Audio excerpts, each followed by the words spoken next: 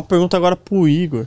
Vai ser sobre a melhor empresa do Brasil. Qual que é a melhor empresa do Brasil? Que o pessoal fala, né? Cara, que não, é a melhor empresa do Brasil, não, mas vale a pena? O pessoal fala bastante, né? Eu já falei isso e falo isso aqui há bastante tempo. Desde que eu comecei a olhar a empresa, pra mim é a melhor empresa do Brasil.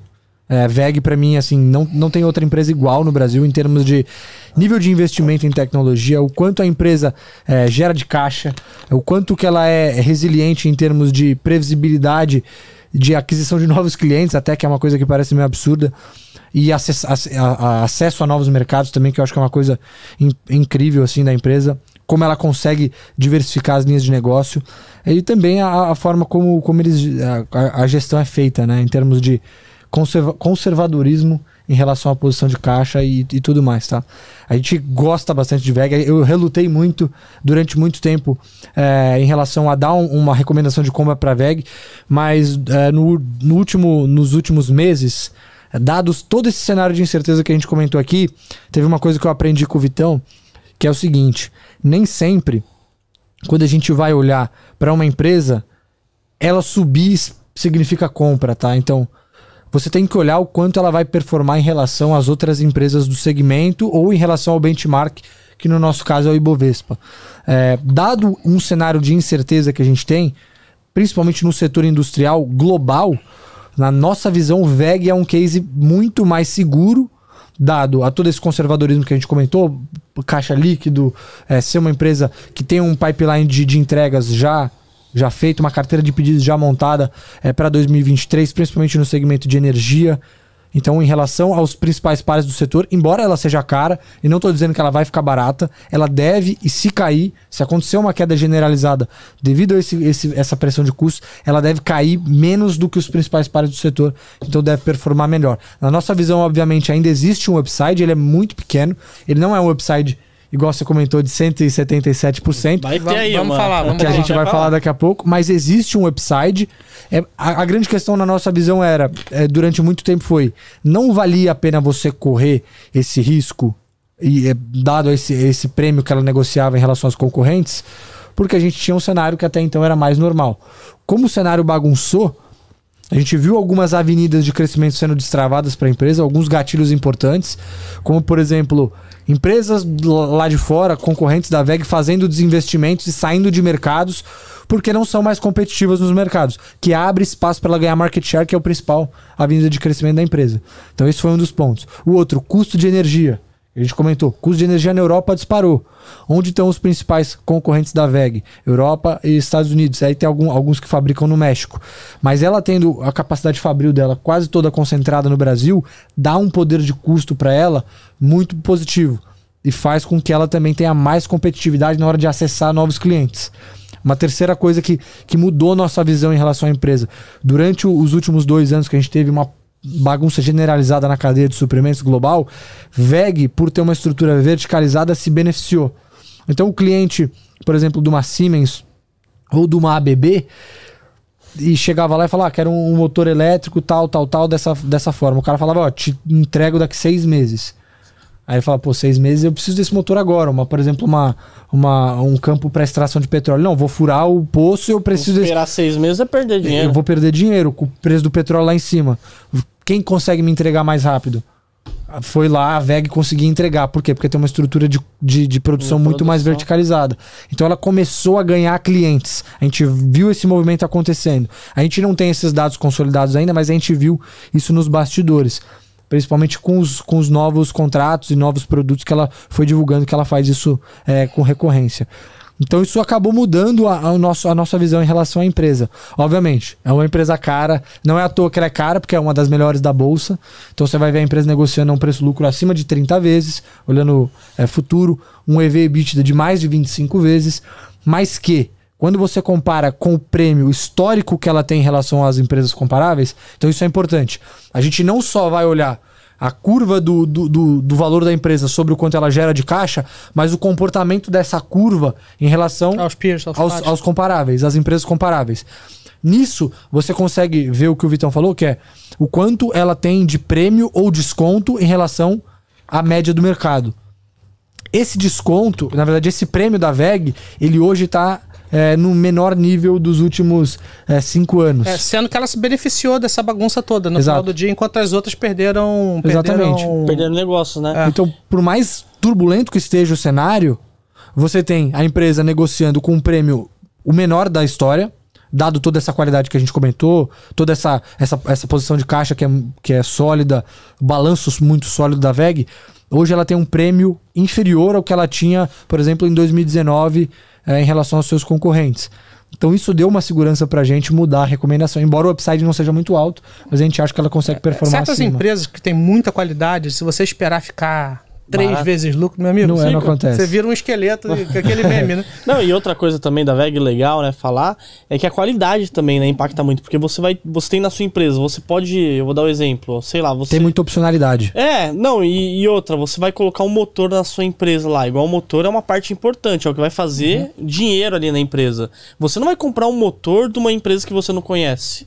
Você vai comprar de uma empresa que vai te dar garantia, que já tem know-how, que já tem expertise. Não, eu tava vendo... E ela paga muito mais por isso, né? Os funcionários da VEG tem uma galera que se tatua. Eu vi. Exato. Eu pensei que era brincadeira. Deixa eu só fazer uma provocação. Qual é o share da VEG em relação nos seus produtos em relação ao mercado potencial dela? Tá, porque isso é uma bagunça gigantesca, né? Mais ou menos, pelo menos do principal. A VEG, ela atua em diversos segmentos. Então, por exemplo, se você for pegar o share global, fazendo uma conta besta, né? Uma conta simplista. Pegar todas as empresas que são mais ou menos equivalentes, que a gente tá falando de Schneider, Siemens, ABB, você pega a própria GS, você pegar todos esses players, botar numa mesma sopa, pegar a receita deles e pegar a receita da VEG, a VEG tem uns 2% do mercado global. Aí eu te pergunto, se nesse momento que os outros pares perderam a competitividade relativa, imagina se a VEG ganha 1% a mais. Exatamente. Esse share.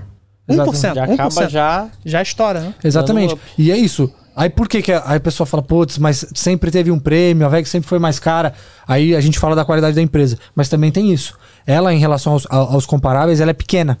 Embora ela seja uma gigante no Brasil, no mundo ela é pequena. Nos mercados que ela atua, ela tem um potencial de crescimento gigante. Então existem avenidas de crescimento. E aí eu vou falar uma coisa que eu acho que eu nunca falei. O Vitão comentou da história da Taltag, acho que eu nunca comentei de VEG. Mas tem uma coisa que eu gosto muito na empresa, que eu acho que é um dos principais pilares da empresa. Eles têm uma capacidade de reter talentos na empresa, que é, assim, uma das maiores que eu vejo ali da bolsa, tá? Então, é comum você conversando com o pessoal da VEG, o pessoal faz carreira dentro da VEG. Então, o cara começa ali no chão de fábrica e vai fazendo carreira e vai ganhando status na empresa e assume até o posto de diretor. A gente vê isso, por exemplo, eu converso com o Felipe da VEG lá, que é o RI da VEG, ele tem 10 anos de VEG. Ele começou na área de motores, passou pela área de energia, então o cara vai fazendo carreira na empresa. Isso também aumenta o sentimento de dono, que no final do dia é muito importante para uma empresa crescer. Muita gente me pergunta, poxa, Igor, mas você não acha que tem o perigo da VEG mudar o direcionamento estratégico, fazer como as concorrentes, focar num modelo de negócio muito mais asset light, né, que a gente fala, que é um modelo muito mais voltado para software ao invés de hardware? Eu falo não. Por quê? Porque a VEG ela tem um direcionamento estratégico muito bem definido, dada essa cultura enraizada que a gente tem lá dentro. Então tem muita história para falar da VEG, tem muitas avenidas para serem destravadas. O processo de transição energética global, que é principalmente puxado pelos Estados Unidos, que é esse investimento, essa transformação da matriz energética deles, né, de geração de energia, que hoje tem muito combustível fóssil, passar para eólico e solar. Isso gera uma oportunidade de você investir na malha elétrica. O Vitão do setor elétrico sabe. A VEG se beneficia muito desses investimentos lá no mercado americano, porque ela produz transformadores e subestação. Então, para você fazer linha de transmissão, você precisa disso, né, para ligar o polo gerador ao polo consumidor. E para você zerar a emissão de carbono nos Estados Unidos, nesse processo de transição que a gente comentou, da geração de energia, exige que você aumente o seu grid, né? Aumente o volume e a densidade de linhas de transmissão. A empresa se beneficia disso. Aí tem o eólico e o solar no Brasil, que estão crescendo muito forte. A VEG é líder de mercado no eólico e já está beliscando alguns contratos importantes ela é líder de mercado no solar e já está beliscando alguns contratos no eólicos, como é o caso da Eletrobras, que agora anunciou um investimento de mais de 2 bilhões em parques eólicos. Então tem muitas avenidas interessantes de crescimento para destravar. A gente sempre soube disso. A nossa grande questão era a assimetria E o prêmio. Dá pra ganhar dinheiro, né? E o prêmio que ela tinha em relação aos comparáveis, entendeu? Sim. E você sabe o preço ali, o upside ali? Hoje, eu não sei quanto tá o Hoje upside, já tá mais tá? ou menos R$35. O nosso preço-alvo ele é de R$40,40. A gente tem um potencial. Não é uma empresa que vai pagar dividendos. O pessoal pergunta, tem potencial de gerar dividendos, ser remunerado. Ela vai gerar caixa. A empresa vai ter um payout histórico de 55%, que pode até aumentar, dado ela passe por esse processo de consolidação, né, setorial, e ela ganhe share. Mas na nossa visão é uma empresa que tem muito crescimento ainda para entregar. Então ela é mais um case de crescimento sustentável e de longo prazo do que de pagamento de dividendos. Qualquer dividendo que a VEG pague vai ser baixo porque ela negocia um preço-lucro muito alto. Então quando você faz o inverso da conta, sempre vai dar muito, muito baixo, tá? Mas o upside não é tão alto quanto em alguns cases que a gente tem, mas a gente está confortável para dizer que ela vai performar acima da média do setor, pelo menos nos próximos 12 meses, tá? Então assim, tem diversas avenidas de crescimento que dá para destravar. Eu posso gastar meia hora aqui falando, mas tem marco regulatório de saneamento. A empresa se beneficia porque ela faz as bombas e os redutores para as tubulações e para as estações elevatórias e tudo mais. Então tem essa avenida de crescimento. Tem o próprio eólico e o eólico offshore, marco regulatório das eólicas offshore, que é o Brasil regulamentando o investimento em geração eólica no mar. A VEG também pode crescer, ganhar mercado. Aí tem o próprio solar, que ela líder de mercado em painéis solares. Tem a própria questão de indústria 4.0. Você comentou, né? A indústria, quanto representa do custo, o cara quer um motor mais eficiente.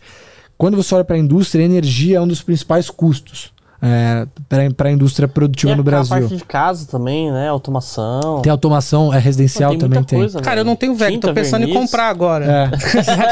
Mas assim, a parte que eu tava falando antes da indústria é muito interessante porque, assim, eu chuto que mais de 50% do custo das indústrias em geral é em energia, né? Indústrias de máquinas, né? Que demandam motores elétricos. E eficiência é uma coisa muito importante. O que acontece? A cada ano, a empresa ela vai lançando motores novos, mais eficientes, né? Renovando a linha de produtos. Então, como energia na Europa é um insumo caro, que tem ficado caro, necessariamente as empresas vão precisar fazer um CAPEX para renovar o maquinário para se tornar mais eficiente do ponto de vista energético. Então já destrava mais uma avenida de valor. Então assim, tem muita coisa. Tem muita coisa. Por isso que ela é cara, por isso que a gente acha que é uma das melhores empresas da Bolsa. Então a VEG já fica no radar de vocês, hein, gente? Ela chegou a bater 22, agora recentemente. E 22 não, R$25 mais ou menos. Pra gente já era uma compra imediata, só que a gente quis fazer um material tão elaborado pra justificar a nossa compra que ela que comeu boa parte do nosso upside, né?